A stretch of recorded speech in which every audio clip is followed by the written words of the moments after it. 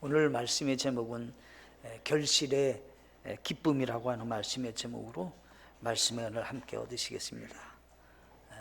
전도서 11장 말씀은 솔로몬이라고 하는 하나님의 사람이 기록한 말씀이 되는 것입니다. 솔로몬에 대해서 잠깐 전도서 여기 1장 1절부터 2절까지는 솔로몬이 내가 누구인지에 대해서 이렇게 자기가 이제 소개를 했습니다. 먼저 솔로몬이라고 하는 사람의 이름의 뜻은 평화, 또 화평 이런 뜻의 의미가 있습니다. 이 사람은 누구의 아들로 태어났냐? 여기 1절에 전도서 1장 1절에 다윗의 아들이다 이렇게 되어 있습니다. 다윗은 아들들이 여러 명이 있었어요. 그런데 이 솔로몬은 10번째 아들이에요. 다윗의 10번째 아들이고 그의 어머니는 밧세바가 되는 것입니다. 그래서 밧세바의 아들이자 이제 다윗의 10번째 아들이 되는 것입니다. 다윗 왕은 평범한 집안에서 성장했고 목동으로 살던 사람이었습니다. 그런데 반대로 솔로몬은 다윗은 평범한 사람이었지만 솔로몬은 다윗 왕의 아들로 출생했습니다. 전혀 다른 겁니다. 아버지는 평범한 사람이었지만 아들은 그렇지 않습니다. 그는 궁궐에서 태어났습니다. 가장 높은 직위의 다윗 왕의 아들로서 출생을 해서 그의 성장은 다윗과는 비교가 되지 않는 그런 위치에서 성장하고 그는 교육도 받고 이제 자라게 되었습니다. 그는 아마 궁궐 안에서도 상당한 권력을 지닌 사람들과 함께 지내는 그런 위치에 서 있었을 것입니다. 그는 아버지의 목동과는 비교 자체가 안 되는 그런 사람으로 이제 그가 출생하고 태어나서 이 전도서 1장 1절에서는 다윗의 아들 예루살렘 왕 선포자의 말씀드리다 이렇게 얘기했어요. 내가 누구냐라고 할 때 나는 다윗의 아들뿐만 아니라 나는 예루살렘, 당시 이스라엘의 수도인 예루살렘의 왕이라고 이렇게 정확하게 얘기하면서 나의 궁궐은 예루살렘에 있고 예루살렘의 왕의 선포자라는 얘기는 이 말씀을 전하는 사람이다 이런 얘기입니다. 그런데 이 사람이 이스라엘의 3대 왕입니다. 제 3대 왕으로 솔로몬이 이제 등극을 하게 되는데 이 사람의 재위를 기원전 971년에서 932년이다 이렇게 학자들이 얘기합니다. 이분이 약 39년을 왕으로서 그는 재위를 했던 사람입니다. 근데 가장 역사가들이 이스라엘의 가장 황금 시대가 어디냐라고 할 때 솔로몬이 재위하던 그 시대가 가장 이스라엘의 황금 시대였다 이렇게 얘기를 합니다. 왜 그런가 하면 영토도 그렇고 나라의 군비나 행정이나 이런 것들이 완벽하게 갖춰져서 주변의 나라들은 전부 다 조공을 바칠 만큼 강력한 나라를 구축하고 있었습니다. 그러니까 솔로몬이 가장 이제 말하자면 그 이스라엘 역사 중에서도 가장 황금 시대에 재위했던 그런 왕이었습니다. 뿐만 아닙니다. 이 나단이라고 하는 대언자가 있었습니다. 그때 그 나단이라는 사람이 솔로몬을 뭐라고 별칭으로 불렀냐면 여디디아라고 이렇게 불렀습니다. 솔로몬을 여디디아라고 불렀어요. 이 여디디아라는 말이 어떤 말이냐면 하나님의 사랑을 받는 자다 이런 얘기입니다. 그러니까 솔로몬이라고 하는 사람은 어떤 사람이냐라고 할 때 여디디아다. 하나님께 사랑받는 자다. 이런 얘기를 했던 것입니다. 그러니까 이제 한마디로 얘기하면 이런 얘기입니다. 권력도 부귀도 명예도 그의 삶 속에 하나님께서도 사랑하는 일생을 살던 그런 사람이다 이런 얘기입니다. 그러니까 솔로몬이라는 사람이 세상 어느 사람들도 다 갖고자 하는 좀 이렇게 좀 그 소유하고 싶은 그런 것들을 솔로몬은 다 갖춘 사람이다 이 말이에요. 그런데 거기에 덧붙여서 그에게는 어떤 축복이 있었냐면 지혜의 왕이었습니다. 하나님이 특별히 그에게 지혜를 주었습니다. 그런데 그가 이제 고백을 하는 겁니다. 전도서 1장 18절에 지혜가 많으면 근심도 많나니 지식을 늘리는 자는 슬픔을 늘리느니라. 그가 노년에 이 전도서를 기록했는데 그러면 지혜가 있으면 굉장히 좋을 것 같았잖아요. 근데 꼭은 아니다는 거예요. 지혜가 많으니까 뭐가 많으냐? 근심도 많다라는 거예요. 왜요? 생각하는 게 많으니까요. 하나를 생각하는 게 아니라 100개를 생각하고 1000개를 생각하니까 거기에 일어나는 많은 일들을 생각하니까 근심도 많다라고 하는 거예요. 공부를 편했어요. 공부를 많이 하면 뭐가 늘어나냐면 슬픔이 늘어난대요. 시골에서 농사만 짓는 분들은 그렇게 근심이, 슬픔이 많지 않을 수 있어요. 근데 도시에서 공부하면서 열심히 사는 사람들은 뭐가 있다고요? 네, 슬픔이 늘어났대. 슬픔이 더 많다는 거예요. 지금 솔로몬은 왕으로서 인생을 살 수 있게 하고 다윗 왕의 아들로서 출생했고 하나님께는 사랑을 받는 사람이고 모든 명예와 모든 권력과 모든 것을 소유할 수 있는 사람으로 그가 인생을 살았지만 오늘 말씀은 어떤 거냐면요, 죽음을 전제로 해서 생각해 보는 거예요. 죽음 앞에서 돈, 그게 무슨 소용이 있냐는 거예요. 죽음 앞에서 권력이 무슨 소용이 있냐는 거예요. 내가 곧 죽는데 권력이 나에게 무슨 힘이 되냐는 거예요. 그게 죽음 앞에서 궁궐, 호화스러운 그 집, 그게 다 무슨 소용이 있냐는 거예요. 지금 이게 솔로몬이 지금 전도서 11장 얘기할 때는 죽음을 생각하고 하는 말이에요. 지금요.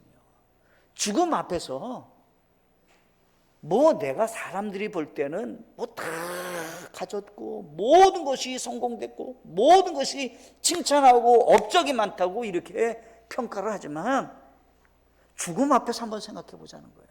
그러면 죽음 뒤에 남아있는 결실은 무엇이냐는 거예요. 죽음 뒤에도 이거 좋다, 이렇게 기쁨을 줄 수 있는 결실이 무엇이냐는 거예요. 그것에 대해서 논하는 것이 오늘 말씀인 것인 거예요.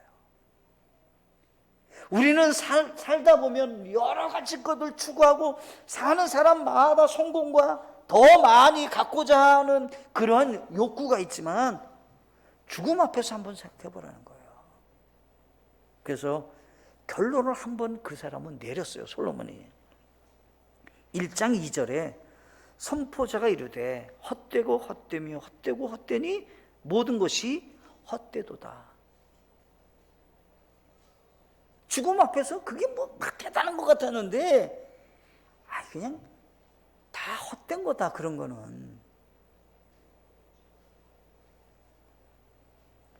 그가 이제 지혜에 대해서 얘기를 했어요. 지혜에 대해서요. 솔로몬이 세상 사람들은 나한테 지혜가 많다고 얘기합니다. 그런데 죽음 앞에 서니까 내가 지혜가 많으면 죽음이 나에게 안 찾아오고 내가 죽음을 해결할 수 있는 능력이 있느냐? 그런 지혜가 있느냐? 없다는 거예요. 죽음 앞에서 내가 세상 사람들이 지혜가 많은 사람이라고 해도 죽음이 찾아오니까 그 지혜가 무슨 소용이 있냐는 거예요. 그냥 어리석은 사람이나 아니 그 사람 표현할 때 지혜 있는 사람이나 조금 지혜가 없는 사람이나 무슨 차이가 있냐고요. 죽음 앞에서 죽음이 찾아오면 똑같이 그걸 겪어야 된다 이 말이에요. 지금 무슨 얘기를 하는 거냐라고 하는 겁니다. 솔로몬은 우리 한번 봄이시니까 진짜 따뜻한 봄이 찾아왔습니다. 이 봄에 가을을 생각하고 조금 넘어서 죽음 앞에서 내가 결실할 수 있다, 남아졌다, 나에게 정말 기쁨이다, 이건 정말 이거는 하나님께 큰 영광의 기쁨이다 할 수 있는 게 뭐냐를 한번 생각해 보고, 어떻게 나는 그러면 살 것인가에 대해서 생각해 보자는 거예요. 오늘 그 말씀이 솔로몬의 질문과 솔로몬의 삶을 한번, 자기가 한번 자기를 그대로 올려놓고 나를 한번 두고 한번 살펴보자는 거예요. 연구해 보자는 거예요. 오늘에 오면 레포트를 내고 보고서를 작성했으니 내가 이 보고서 올려놓을 테니 나를 두고 한번 얘기를 깊이 해보고 삶을 어떻게 살 건지 의미를 가져야 됩니다 라고 하는 거예요. 우리는 이 세상에 사람들이 사는 것에 급급하고 사람들이 그냥 경쟁하며 살고 부지런히 살다 보니까 그것도 생각 못하고 사는 경우가 참 많이 있자는 거예요. 돈이 제일이다, 직장이 제일이다, 건강이 제일이다. 근데 정말 죽음 앞에서 그게 무슨 소용이 있느냐는 거예요. 그게 나에게 정말 기쁨이 있고 그것이 나에게 의미가 있느냐는 거예요. 다 놓고 가야 되는 거지. 세 가지로 솔로몬은 고백을 했어요. 첫째, 투자하는 삶을 살아야 합니다. 어디다가? 하늘에. 죽음 너머에 있는 하늘나라에 투자하는 삶을 살아야 된다는 거예요. 우리는 이 세상을 두 나라로 갖고 우리는 살아가요. 이 세상은 우리가 육신을 갖고 있고 눈에 보이는 세상은 이 세상이에요. 근데 이 세상은 죽음으로 끝나는 거예요. 다 사라지는 거예요. 다 사라지는 거였거든요. 그러면 눈에 보이지 않는 영적인 눈으로 바라보는 하나님의 나라, 그 하나님의 나라를 생각해서 우리가 그곳에 가서 산다면 거기에 남겨지고 하나님께 올라가서 내가 정말 너 잘했다고 죽음 너머에 있는 그 결실의 기쁨은 뭐냐는 거예요. 그것이 없다면 솔로몬과 같은 고백이 나에게도 일어난다는 거예요. 헛되고 왜 헛되다고 얘기하는 거예요? 이 세상이 전부인 것 같이 살았지만 죽음 너머에 있는 저 하늘나라에는 그것이 나에게는 기쁨이 안 되는 거예요. 히브리서 11장 16절에서는 이렇게 표현했어요. 아브라함이 이제는 그들이 더 좋은 본향을 사모하니 곧 하늘의 본향이라. 그러므로 하나님께서 그들을 하나님이라 불리는 것을 부끄러워하지 아니하시나니 그분께서 그들을 위하여 한 도시를 예비하셨느니라.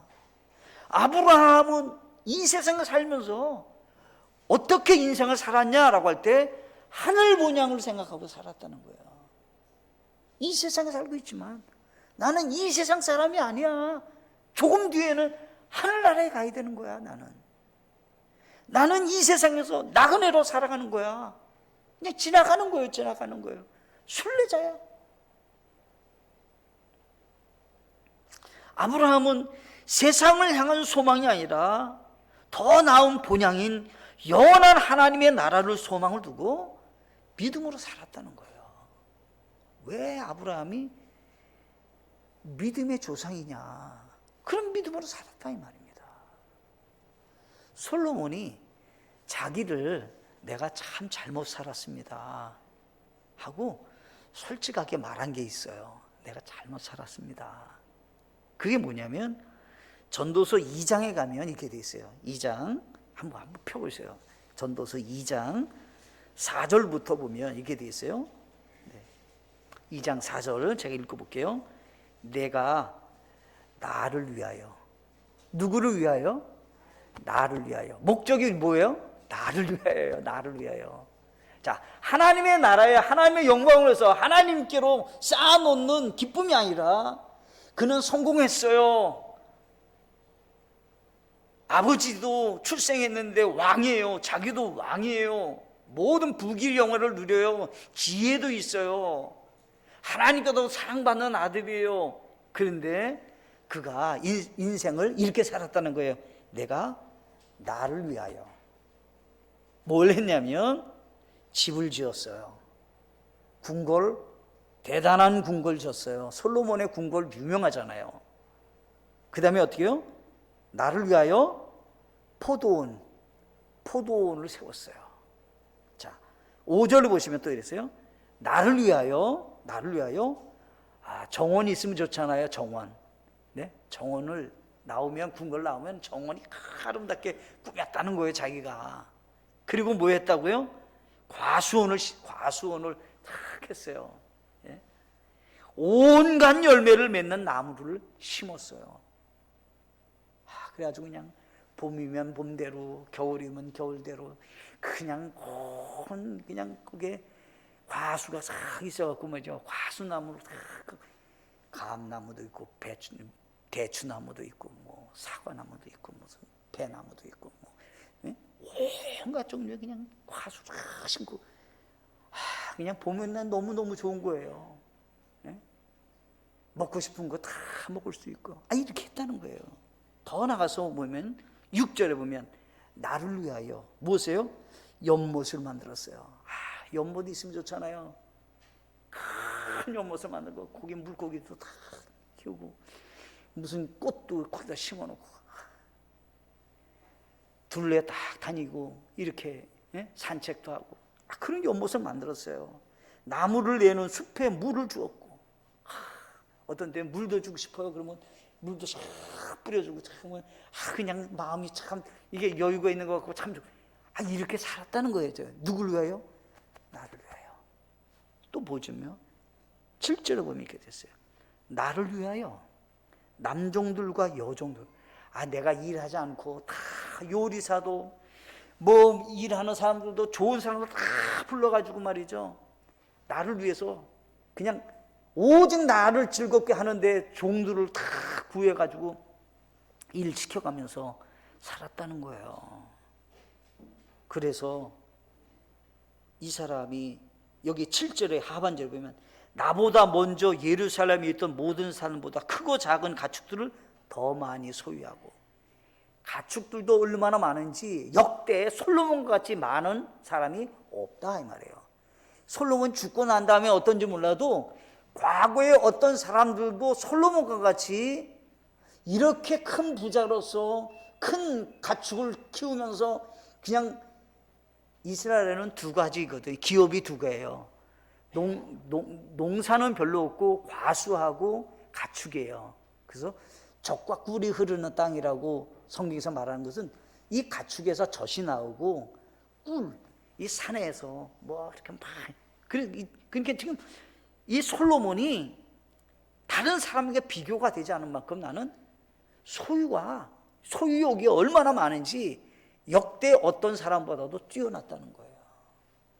그런데 더 나가서 8절에 보면 또 나를 위하여 초점이 뭐예요? 나를 위해서 뭘 했냐면 은과 금과 왕들이 특이한 보물과 여러 지방이 특이한 그냥 은도 금도 그냥 막 창고에 다 가득 채우고 보물은 다 갖다 유명하다는 건 전부 다 쌓아놨다는 거예요. 그게 좋은 줄 알고. 그리고 어떻게 해요? 8절 하반절에 보면 나를 위하여 맨날 노래하는 사람이 있어요. 노래하는 사람. 나를 즐겁게 하려고 노래하는 사람도 있어요. 노래하는 사람. 그래가지고 악기를 하고 나를 즐겁게 하는 거예요. 맨날 오늘 좀 내가 좋아하는 클래식으로 뭘 하세요. 뭐 찬양을 하세요. 뭐 이렇게 살았다는 거예요. 지금 이게 잘 살았다는 얘기가 아니에요. 자기가 살아보니까 이렇게 사는 줄 생각했더니 잘못 살았다는 거예요. 이 땅이 전부인 것 같이 이 땅에 보물을 쌓아놓고 살았다는 거예요. 자기가. 이게 지혜가 있다는 얘기가 아니에요. 잘못 살았다는 거예요. 어떻게 살아야 된다고요? 성경에서는 내 빵을 물들 위에 던지라. 내 삶을 빵을 물고기에다 주는 거예요. 그러면 어떻게 해요? 나중에 물고기가 자라나서 유익을 주는 거 아니냐. 내 인생을 어떻게 해요? 하늘에 하나님의 나라에 상급을 받을 수 있는 삶으로 추구해야 된다라고 하는 거예요. 우리 지난주 암송 구절이었어요. 사람이 만일 온 세상을 얻고도 자기 혼을 잃으면 그에게 무슨 유익이 있겠느냐. 마가복음 8장 36절. 이 세상을 다 얻었어요. 죽어요. 지옥 가요. 그게 무슨 유익이 돼요? 지혜가 없는 거죠. 그거는요.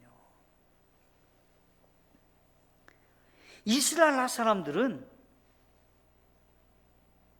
과거에 이집트에서 살았을 때 어떻게 사람들이 농사를 졌냐면, 이집트에는 비가 많이 오는 우기철에 나일강에 범람을 한대요. 범람을 하면 그 나일강에다가 씨앗을 막 뿌려놓은대요. 그러면 이 씨앗이 범람하면서 이 나일강 주변 옆으로 전부 기름진 땅인데 그곳으로 전부 씨앗이 가가지고 거기서 열매를 맺는데요. 자연적으로. 이게 범람해갖고 이제 뚝을 넘어가서 이게 가면 거기는 전부 또 옆으로는 전부 기름진 땅인데 거기에 씨앗을 막 뿌려놓으면 그렇게 된다는 거예요. 이스라엘 사람들이 그걸 아는 거예요. 아, 과거 이집트에 살던 때 그런 것들을 아는 거예요. 아, 과거에. 그래서 빵을 뿌려라. 그러면 어떻게 해요? 씨앗을 뿌려라. 열매를 맺게 되고, 물고기에게 밥을 줘라. 그러면 어떻게 해요? 물고기가 자라나면 내게 유익이 되지 않느냐. 그게 손해냐. 양식을 하려면 물고기에다가 내 먹을 양식을 지금은 주지만 나중에 내게 유익하지 않느냐. 지금 솔로몬이 인생을 자기를 돌아보면서 고백하는 말이에요. 내가 잘못 살았습니다. 나같이 살면 안 됩니다. 우리 한번 생각해 보셔야 되는 겁니다. 나는 하나님의 나라에 믿음으로 투자하며 사는 삶인가, 아니면 이 세상에 보물을 쌓아놓고 사는 삶입니까? 결실의 기쁨을 생각해 보셔야 된다는 거예요. 두 번째가 있습니다. 두 번째, 씨를 뿌리는 삶을 살아야 합니다. 씨를 뿌리는 삶을 살아야 합니다. 11장 4절에 바람을 살피는 자는 씨를 뿌리지 못할 것이요 구름들을 주목하는 자는 거두지 못하리라 라고 하는 겁니다. 오늘은 바람이 부니까 오늘은 씨를 뿌리면 안 되겠다. 근데 씨 뿌리는 사람은 너무 그거 생각하면 안 된다는 거예요. 씨를 뿌릴 때는 바람이 좀 불어도, 좀 비가 오는 것 같아도 씨를 뿌리러 나가야 된다는 거예요. 근데 어떻게 해요? 자꾸만 이래서 안 된다, 저래서 안 된다. 그러면 열매를 거둘 수 있냐는 거예요. 거둘 수 없다는 거예요. 우리 인생에 한번 돌아보는 거예요. 우리 인생에게 뭐라고 했냐면, 우리는 항상 뭘 하려고 하면 장애물도 생기고 고난도 생기고 예측할 수 없는 일들도, 염려거리도 생긴다는 거예요. 뭔가 일을 하려고 하면 그런 일이 생긴다는 거예요. 그럴 때마다 어떻게 해야 되냐? 바람과 구름, 이게 두려워할 수 있는 이유가 될 수 있지만, 아니다, 씨를 뿌리지 못하고 거두지 못하게 한다는 사실도 생각하라는 거예요. 지금의 고난이 왔습니다. 지금의 장애물이 있습니다. 지금의 아픔이 있습니다. 지금의 미래에 대해서 염려가 됩니다. 이런 거 너무 생각하면 씨를 뿌릴 수 없다는 거예요. 그래 어떻게 해요? 항상 씨를 뿌리는 삶을 살아야 된다는 거예요. 그러면 씨를 뿌리는 사람은 당장은 씨앗이 손해죠. 씨를 뿌릴 때 이게 열매를 생각하지 않으면 손해죠. 이게 왜 씨앗을 내가 뿌려? 내가 소유가 안 되고 내 것이 거둬지지 않는다면 손해죠. 근데 어떻게 해요? 씨를 뿌리면 많게는 30배, 60배, 100배 결실이 맺어지는 거예요.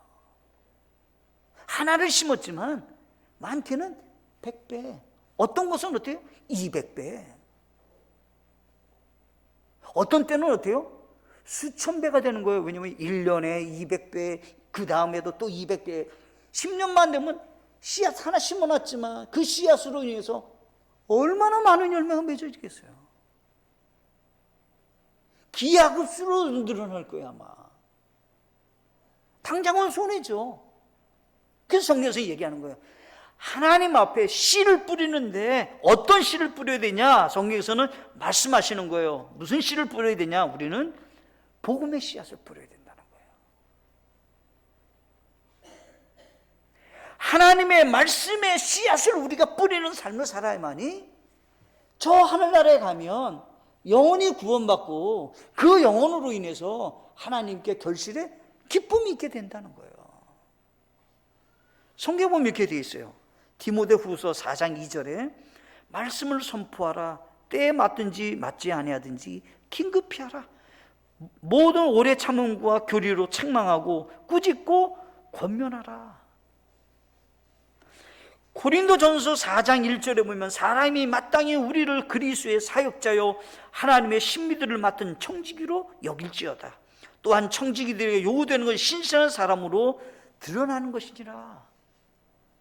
우리는 예수 그리스도의 신비스러운 복음을 증거하는 사역자가 됐다는 거예요. 우리는 씨앗을 뿌리는 사람이에요. 무슨 복음의 씨앗을 뿌리는 사람이라는 거예요. 그런데 신실하게 그 일을 감당해야 된다는 거예요. 근데 고린도전서 9장 16절에 가면 뭐라고 얘기하냐면 이렇게 돼 있어요. 내가 복음을 선포할지라도 자랑할 것이 없나니 이는 필연적으로 내가 해야 하기 때문이라. 만일 내가 복음을 선포하지 아니하면 참으로 내게 화가 있으리라. 마땅히 내가 농부로서 내가 씨앗을 뿌리는 사람으로 인생을 책임지고 살아야 되는데 내가 그걸 하지 않는다? 그럼 하나님 볼 때는 너는 너의 책무를 다하지 않았다, 너의 임무를 못했다 하고 주님 앞에 내 꾸중을 듣겠다 이 말이에요. 우리 하나님은 우리에게 이렇게 얘기하는 겁니다. 우리는 씨앗을 뿌렸어요. 그러면 씨앗이 자라는 것을 우리는 알 수 있냐면 몰라요. 우리 눈으로 확인이 안 돼요. 또 어떤 곳에서 씨앗이 열매를 맺을지 우리는 몰라요. 막 씨앗을 뿌리지만 어디서 열매가 맺어질 수 있는 씨앗이 될는지 우리는 몰라요. 근데 하나님은 얘기하시는 거예요. 뭐라고 했냐면 너는 아이가 엄마 뱃속에 있을 때 그 아이가 뼈가 어떻게 생기는지 우리가 아냐는 거예요. 그럼 그 누가 하는 거예요? 하나님이 그 생명을 자라게 해서 10달 있다가 아이가 태어나게 하지 않느냐. 우리가 그거 알 수 있냐? 모른다는 거예요 우리는. 근데 어떻게 해요? 하나님의 생명을 주시면 그 생명이 자라난다는 거예요. 우리가 씨앗을 뿌리면 이게 어떻게 열매를 맺지 우리는 몰라도 우리는 씨를 뿌리는 사람이고 자라게 하시고 열매를 맺게 하시는 분은 하나님이시라는 거예요. 아멘이신가요? 우리는 복음의 씨앗을 열심히 뿌리는 거예요. 어떤 사람이 이렇게 표현했어요. 마음씨가 착한 농부가 있고요, 조금 마음씨가 그렇게 좋지는 않아요. 그런데 씨를 뿌려요. 열매는 누가 거둘까요? 마음씨 착한 사람은 열매를 맺을까요? 아니요. 씨를 뿌리지 않으면 마음씨 착한 사람이라고 열매를 맺는 게 아니에요. 마음씨가 조금 착하지 못해도 씨를 뿌리면 어때요? 열매를 거두는 거예요. 우리에게도 마찬가지인 거예요. 나는 복음의 씨앗을 뿌려서 주님을 만날 때 영혼의 씨앗이 있어서 그 열매가 맺는가? 그건 나는 몰라요. 열매를 맺을지 안 맺을지. 근데 우리는 씨를 뿌려야 된다는 거예요. 뿌리는 것은 내 역할이고 내 몫이에요. 내 책임이에요. 내가 그걸 안 해요. 그럼 어떻게 해요? 씨의 열매를 맺을 수가 없게 되는 거예요. 그래서 성경에서는 씨를 뿌려라. 근데 씨를 뿌리는 사람이 대다수가 되면 오늘 바람이 분다, 비가 올 것 같다, 오늘은 뭐 내가 몸이 건강이 안 좋다, 컨디션이 안 좋다, 뭐 이런저런 일이 있다. 그러면 안 된다 이런 얘기를 하는 것이군요. 세 번째 마지막으로요, 최선을 다하는 삶을 살아야 합니다. 여기 지금 7절에 보면 11장 7절에 진실로 빛은 달콤한 것이요 눈으로 해를 바라본 것은 즐거운 일이로다. 깜깜해요. 아름다움 있나요? 깜깜해요. 꽃의 아름다움은 알 수 있어요? 깜깜해요. 그냥 깜깜해요. 그러면 아름다움이 없죠. 깜깜하면. 이게 무슨 열매가 뭔지 뭐 전부 다 깜깜하면 모르는 거예요. 내 눈이 깜깜하면 아름다움을 모르는 거예요. 그러면 내 눈이 밝아야 아름다움을 볼 수 있지 않냐 이 말이에요. 그런 얘기 뭐냐면 내가 최선을 다하고 열심을 다하고 내가 다른 사람보다 수고의 땀을 더 많이 흘리면 어때요? 달콤함을 알 수 있게 된다는 거예요. 내가 그것 때문에 즐거움이 있을 수 있다는 거예요. 근데 8절에 보면 그러나 사람이 여러 해를 살며 그 모든 해를 기뻐할지라도 어두운 날들이 많을 것인지. 자, 인생은 최선을 다하고 열심히 살아요. 근데 어때요? 인생을 살면서는 무엇이 찾아오냐면 성경에서 얘기하는 거예요. 우리에게는 어두운 날들이 더 많아요. 좋은 일보다 어둡고 힘든 일이 더 많아요. 10년 노력해야 집을 하나 장만할 수 있어요. 10년 동안 고생해야 집을 장만한다고 그러잖아요. 열심히 직장 생활해야 승진이 되잖아요. 그럼 승진은 잠깐 되는 거지만 오랜 동안 많은 어려움이 있고 그 힘든 일들을 지나가야 되잖아요. 우리 하나님께서는 말씀하시는 거예요. 아름다운 자연, 아름다운 즐거움, 아름다운 달콤한 일, 날마다 행복한 일은 어떻게 찾아올 수 있느냐라고 돼? 나에게 주어진 일에 최선을 다하느냐 하는 거예요. 성경에서 이렇게 말씀하시는 거예요. 우리는 빈손으로 왔고 빈손으로 가야 되는 거예요. 그러면 내게 주어진 것에 따라서 나는 최선을 다하냐는 거예요. 다른 사람과 비교할 것도 없어요. 다른 사람과 견주어서 볼 것도 없어요. 내게 주어진 것이 무엇냐는 거예요. 그걸 가지고 나는 최선을 다하냐는 거예요. 나는 너무 적어서 못합니다. 나는 이런 것 때문에 안 됩니다. 그렇게 할 게 없다는 거 성경에서는 최선을 다하는 거예요. 무엇을? 내 마음의 눈이 아름다운 눈으로, 밝은 눈으로 바뀌어야 된다는 거예요. 그거에 따라서 내 인생이 달라지게 된다는 거예요. 내 마음의 눈이 아름다운 눈으로 사면을 볼 수 있는 눈이냐는 거예요. 그 눈이 아니면 모든 게 어떻게 해요? 어둡게 보이는 거예요. 성경에서는 말씀하시는 거예요. 진실로 빛은 달콤하고 아름답다 이런 얘기예요. 마음의 눈이 뭐냐는 거예요. 최선을 다하는 마음이냐 나는 최선을 다해서 주님의 일에 매진하는 사람이냐 아니냐 하는 거예요. 전도서 3장 13절에 보시면 또 모든 사람이 먹고 마시며 자기의 모든 수고로 인한 좋은 것을 누리고 이렇게 돼 있어요. 하나님은 우리에게 주신 선물이 있어요. 오늘 아침 뭐 잡수셨는지 모르겠습니다. 아침 맛있게 잡수셨나요? 점심은 이제 잡수시게 되겠죠. 마실 것이 있나요? 잡수실 것이 있나요? 하나님이 우리를 사랑하셔서 우리에게 주신 선물이라는 거예요. 어떤 음식을 드실지 몰라요. 그러나 하나님이 나를 사랑하셔서 주신 선물이라는 거예요. 그럼 우리가 어떻게 인생을 살아야 되냐라고 하는 거예요. 성경에서는 우리가 영원한 것을 위해서, 우리에게 주어진 것으로 인해서 어떻게 해요? 영원한 것을 위해서 살아가야 된다는 거예요. 그래서 결론을 성경에서는 이렇게 내고 있어요. 11장 이제 끝부분에 가시면 이렇게 되어 있어요. 9절에 보시면 오 청년이여 내 젊은 때를 기뻐하라. 내 젊은 시절에 내 마음이 너를 기쁘게 하고 내 마음이 원하는 길로 가거니 내 눈이 보는 대로 걸으라. 그러나 이 모든 일로 인하여 하나님께서 너를 심판으로 데려가실 줄 너는 알라. 죽음이 찾아온다는 거예요. 젊은 때라고 하는 때는 청년의 때를 얘기하죠. 물론 가장 황금기고 가장 아름답고 가장 좋은 시기죠. 청년의 때. 그런데 청년의 때에 기억하실 것이 있다는 거예요. 내게 주어진 이 젊음의 시간이 영원하지 않아요. 최선을 다해야 된다는 거예요. 성경에서 말하는 젊음은 건강하면 젊다 이렇게 말하는 거예요. 아무것도 할 수 없는 것이 아니라 할 수 있을 때를 성경에서는 젊다 이렇게 얘기하는 거예요. 그래서 어느 정도로 성경에서는 죽음을 표현했냐면 이제 곧 세상 떠날 것 같다, 아무것도 할 수 없다, 그러면 젊음이 없다 이렇게 얘기를 하는 거예요. 젊다라고 하는 것은 그 이전이라면 다 젊다 이렇게 표현한 거예요, 성경에서는요.